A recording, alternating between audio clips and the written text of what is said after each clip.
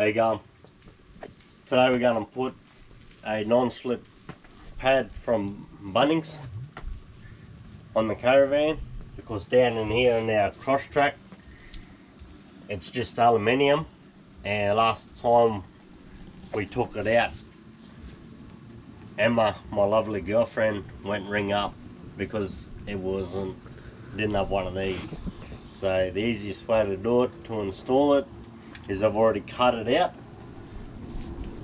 using a piece of paper at home, and then I transferred it over. Measure once, cut twice sort of setup. So the easiest way to do it is just peel it off the whole way, and then we just push it down like that.